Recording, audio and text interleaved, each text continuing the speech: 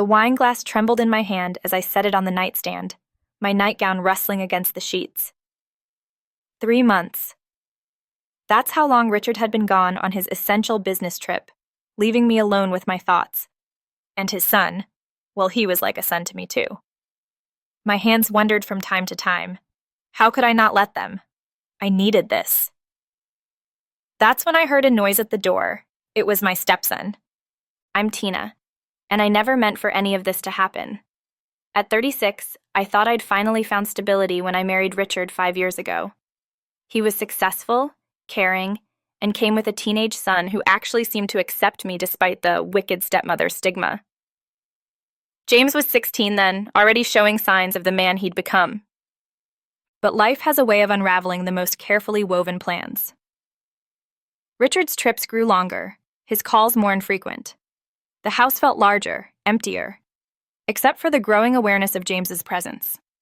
Now 19, he'd filled out in all the right places, his father's strong jawline softened by his mother's gentle eyes. That night, the loneliness was particularly suffocating. The wine had loosened something in me, something I usually kept tightly locked away. In the darkness of my bedroom, I let my guard down, let my mind drift to places it shouldn't. The soft noise escaped before I could catch it. "Tina?" His voice at my door froze me mid-motion. I heard, "Are you okay?" My heart thundered as I clutched the sheets to my chest. There stood James in the doorway, concern etched on his features, moonlight casting shadows that made him look older than his years. "I'm fine," I managed, but my voice betrayed me, coming out breathy and uncertain. "Just having trouble sleeping."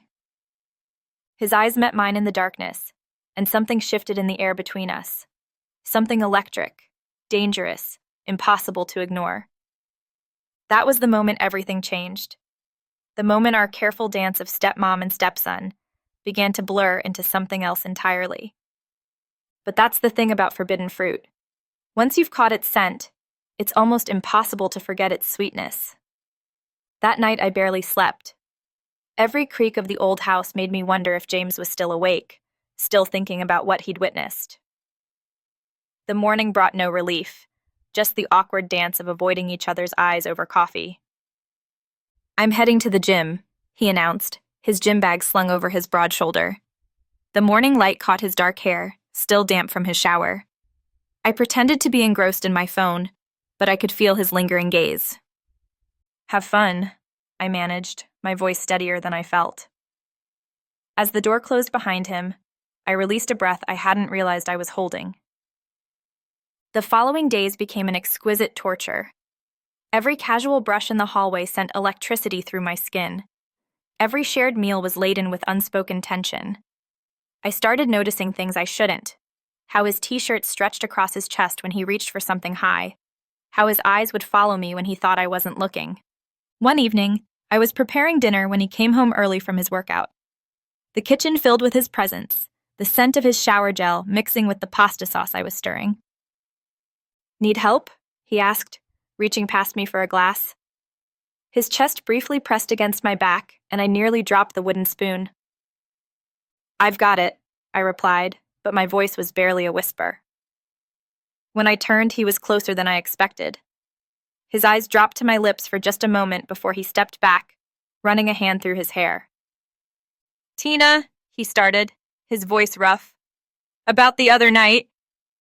The front door opened suddenly. Richard's weekly video call.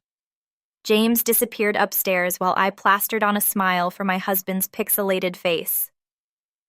The same husband who hadn't touched me in months, who'd rather build his empire than nurture his marriage. That night, I lay awake again, tortured by thoughts I couldn't shake. The house creaked and settled around me, and I swore I could hear James pacing in his room above mine. The space between our bedrooms felt like both miles and inches. Days turned into weeks. Richard's calls became even more sporadic. James and I developed an unspoken language.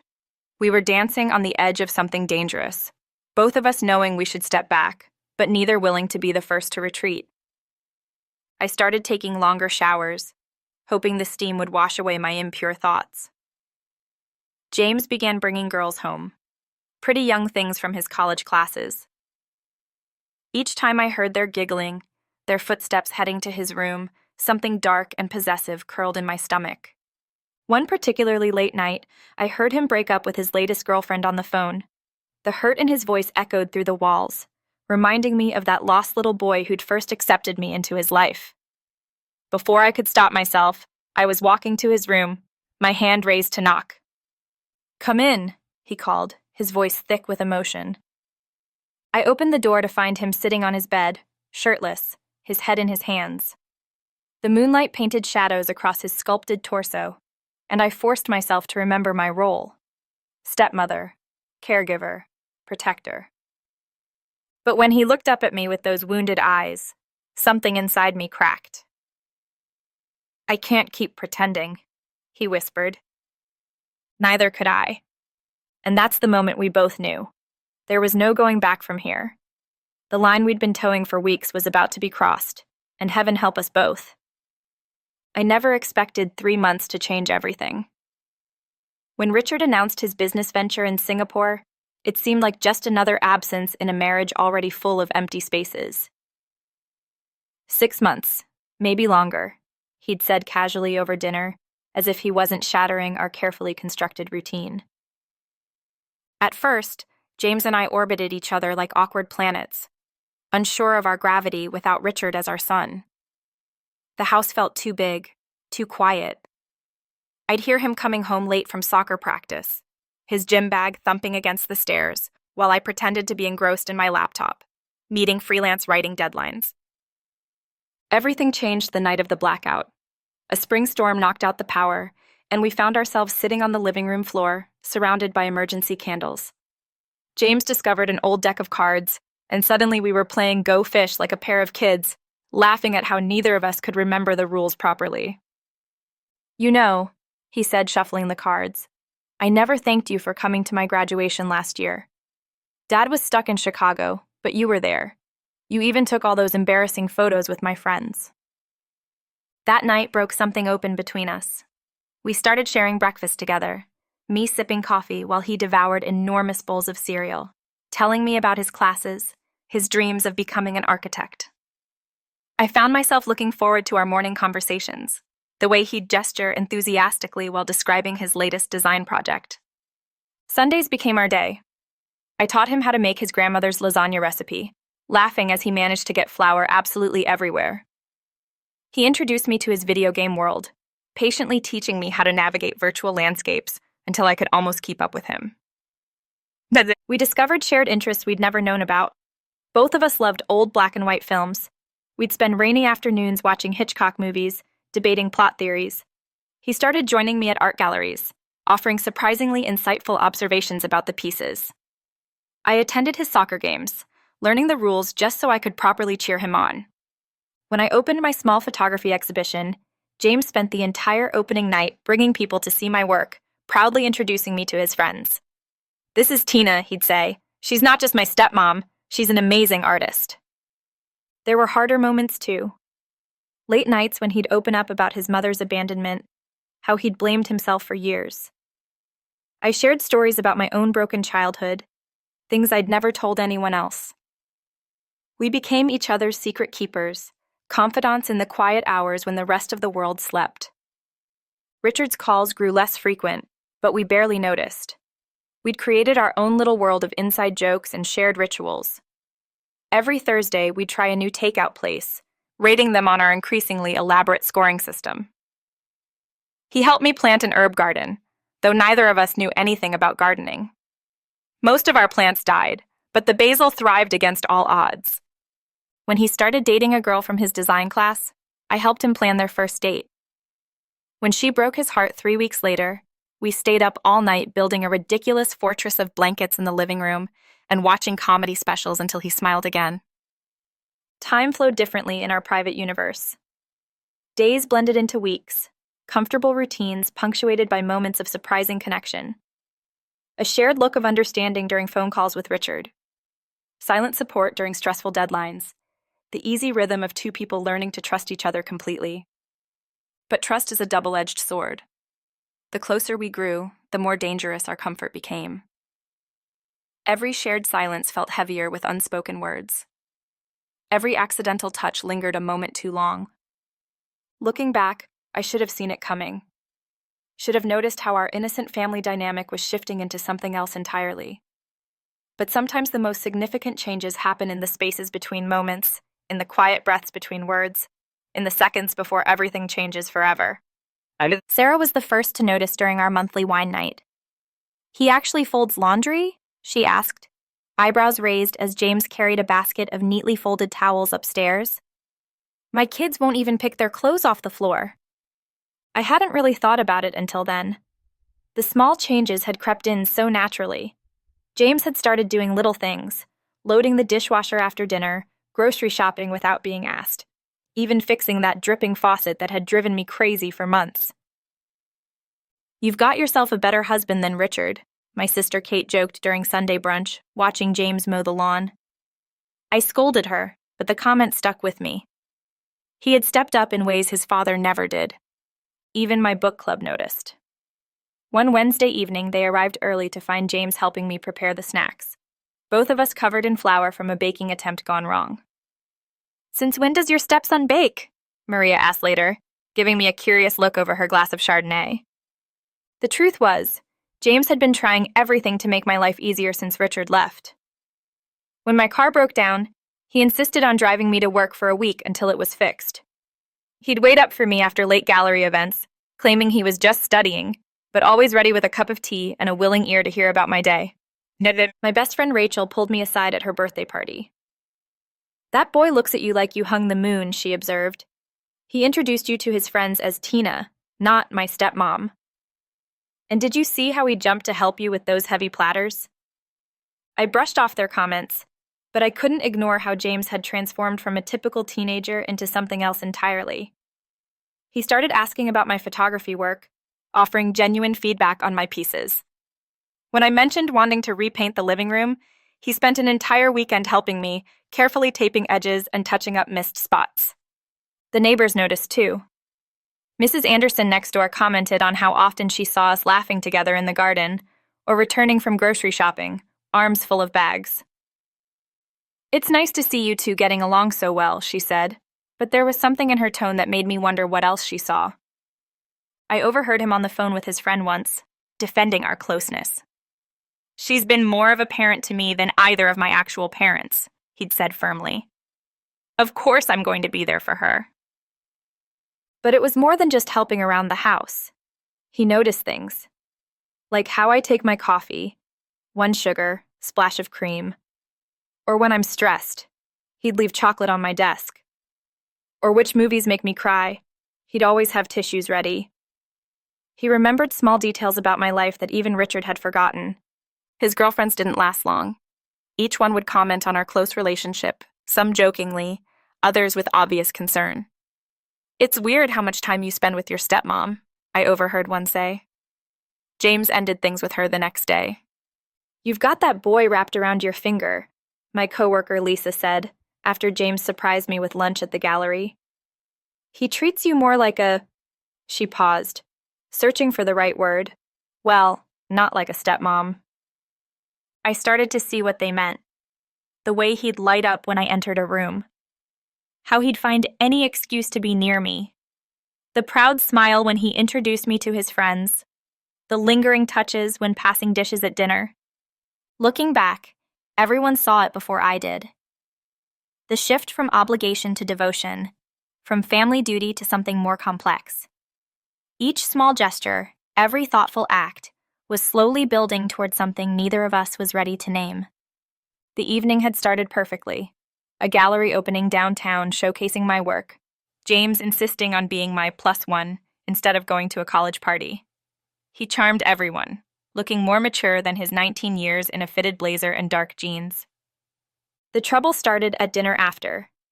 We'd had wine with our meal, feeling celebratory after multiple pieces sold. That's when Eric, an art buyer I knew, stopped by our table. "Finally trading up from that absent husband?" Eric winked, clearly misreading our dynamic. "Young and handsome. Good for you, Tina." Before I could correct him, James stood up, his chair scraping loudly. "She's my stepmother," he said, voice tight with something I'd never heard before. "And you should show her more respect." The drive home was thick with tension. "He was way out of line," James muttered, knuckles white on the steering wheel. "It was just a misunderstanding. I tried to smooth things over. Though I appreciate you defending my honor." "Is that what you think I was doing?" He pulled into our driveway, killing the engine. "Being the dutiful stepson?" "James." "No, let's talk about it." His voice rose. "Let's talk about how everyone sees it but you. How you pretend not to notice when I—" "Stop." My hands were shaking. "We can't have this conversation." "Why not? Because of Dad? The same dad who hasn't touched you in months? Who doesn't see how amazing you are?" "Go to your room." I heard the tremor in my voice. "Please." He slammed his door so hard the house shook. I heard him pacing upstairs while I poured myself another glass of wine, trying to steady my nerves. The wine didn't help. All I could think about was the hurt in his eyes, the way his jaw clenched when Eric assumed we were together. How part of me wished— My hands danced lower, seeking relief from the tension coiling inside me. In the darkness of my bedroom, I let myself imagine things I shouldn't. Let myself remember how he looked in that blazer, how his eyes followed me all evening. The sound escaped from my mouth before I could stop it. Then his voice at my door. "Tina?" And everything changed. The moment he came in, the guilt followed, but we both knew this was happening, and we did not stop it. The way neither of us had slept. I'd heard him pacing above me all night, matching my own restless movements. The house felt different now, charged with unspoken words. I couldn't hide in my room forever, though God knows I wanted to. When I finally ventured downstairs, James was already in the kitchen, fully dressed. "We need coffee," he said simply, not quite meeting my eyes. "Real coffee, not this house stuff." 20 minutes later, we sat in a back corner of the daily grind, as far from other customers as possible. James stirred his Americano endlessly, the spoon clinking against ceramic. "About last night," we both started simultaneously. "Let me," he said, finally looking up. "I know what I heard, and I know you know I was there." My hands tightened around my cup. "James, I was drunk, emotional." "Don't." His voice was low, intense. "Don't make excuses. Don't pretend it was just the wine talking. We've been dancing around this for months." "I'm married to your father." "My father?" He laughed bitterly. "The man who hasn't been home in 3 months, who forgot your birthday last week?" "That doesn't change." "Everything's already changed," he interrupted. "You feel it too. I know you do.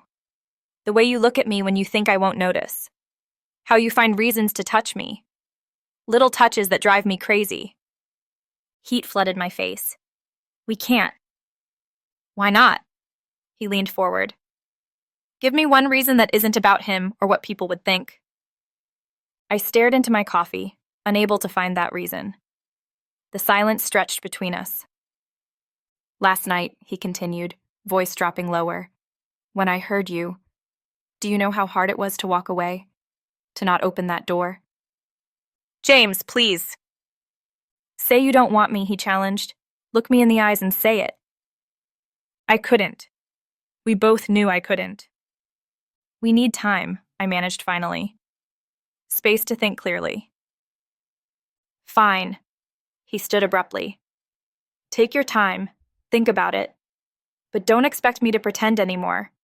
I'm done acting like you're just my stepmother." He left me there, hands shaking around a cold cup of coffee, knowing everything had shifted irreversibly. The careful boundaries we'd built were crumbling, and I wasn't sure I wanted to rebuild them. That afternoon, I tried to work but couldn't focus. Every noise made me jump, wondering if he was nearby. When I heard the shower running upstairs, I caught myself imagining— No, We needed rules, distance. But as evening approached, the house felt smaller. Every room held memories now colored differently. The kitchen where he'd taught me to play his favorite video games. The living room where we'd fallen asleep watching movies, his hand always finding reasons to brush against mine. I made dinner as usual, but he didn't come down. I heard him leave around 8, the rumble of his car fading into the night. It was almost a relief until my phone buzzed with his text. Taking time like you asked, but we both know where this is going. The question is how long you'll keep fighting it. I deleted the message, but his words stayed with me as I lay in bed.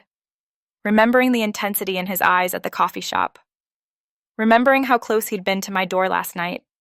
Just inches of wood between us. My hand wandered that night once again, but this time I didn't try to pretend I was thinking of anyone else. We need rules, I said firmly over breakfast the next morning. James sat across from me, those intense eyes watching every move. Real boundaries. I understand. His voice was controlled, mature. But I won't apologize for how I feel. We established our new normal. No more movie nights alone, no casual touches. When we talked, it was in common areas with lights on. James started dating again, a girl from his architecture program named Sophie. I pretended it didn't hurt when I heard them laughing upstairs. My call with Richard that evening was different. Either you come home, or we need to discuss our future, I said, surprising myself with my steadiness. I can't be married to your voicemail anymore. He came home 2 weeks later. Things were stiff, awkward. The house had evolved without him. James was polite but distant, spending more time at Sophie's apartment. Richard tried, weekend getaways, date nights, but something fundamental had shifted. Months passed.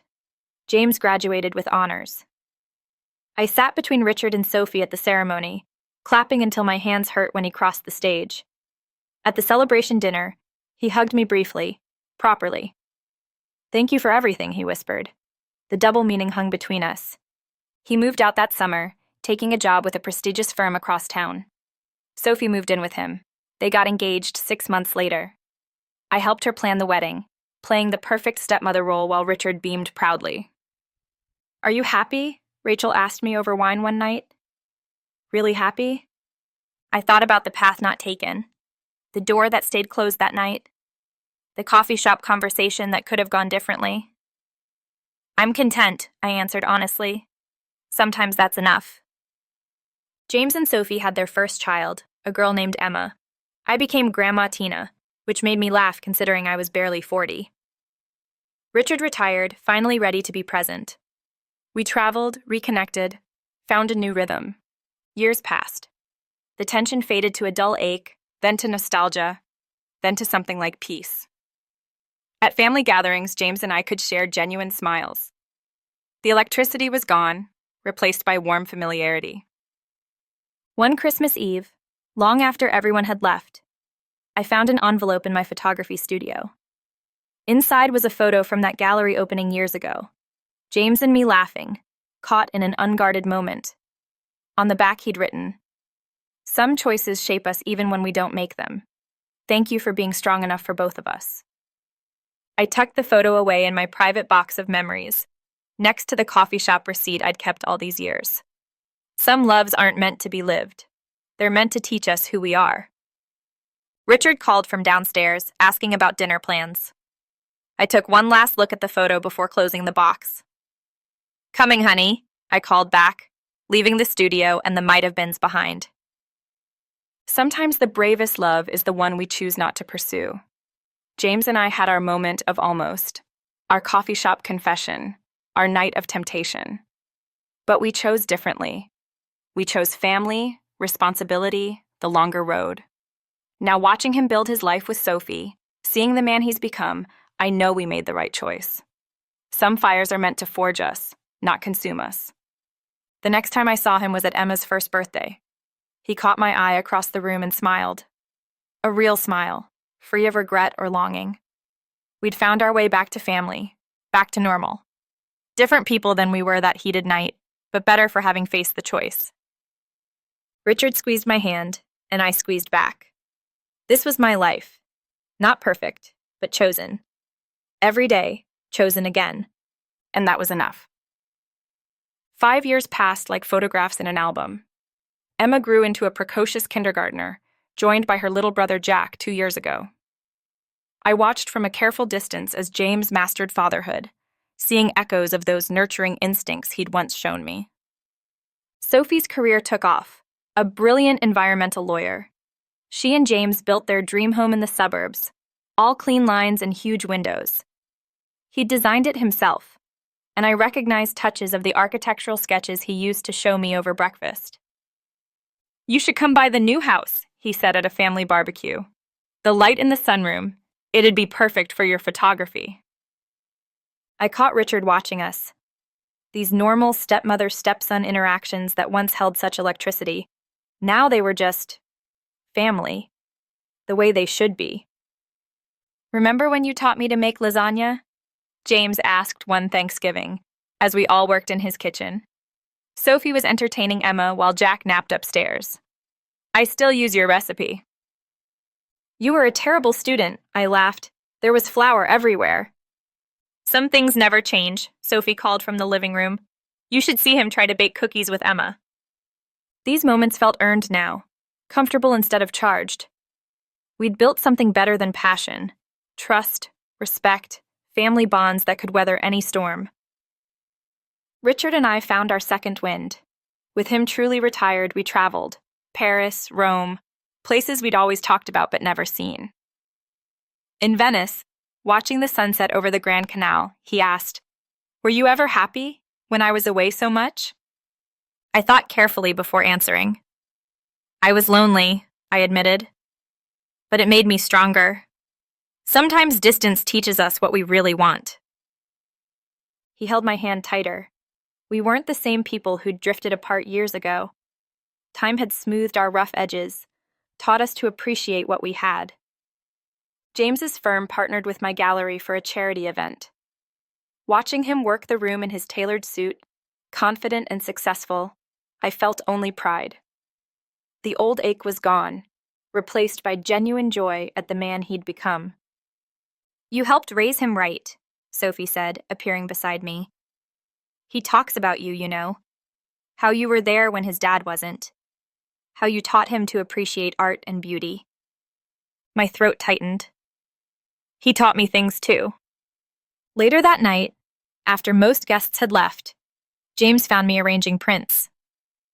"Thank you," he said simply, "for everything, for making the hard choice when I couldn't." "We both did," I corrected gently. "And look at everything you've built." He smiled, that warm, genuine smile that now belonged to his children. "Emma wants to learn photography. Would you teach her?" And so life moved forward. I taught Emma to use my old camera, watching her discover the world through a lens. Jack inherited his father's architectural eye, building elaborate structures with his blocks. Richard and I renewed our vows on our 20th anniversary, a small ceremony in our backyard. James gave a touching speech about family and love's many forms. Sophie wiped away tears while bouncing Jack on her hip. Sometimes, late at night, I'd find that old photo from the gallery opening. But now it felt like looking at different people. Younger, untested versions of ourselves who didn't know what we know now. That love isn't just passion and electricity. Sometimes it's the choice to let go, to grow, to build something larger than ourselves. Emma calls me Grandma T now, begging for stories about when her daddy was young. I tell her about teaching him to cook, about gallery openings and soccer games, the sanitized version, the family history we've chosen to remember. Last week, James called about renovating their kitchen. "Would you help Sophie pick out colors? You've always had better taste than me." "Of course," I said, and meant it. This is what we built from the ashes of what could have been. Something real, lasting, and true.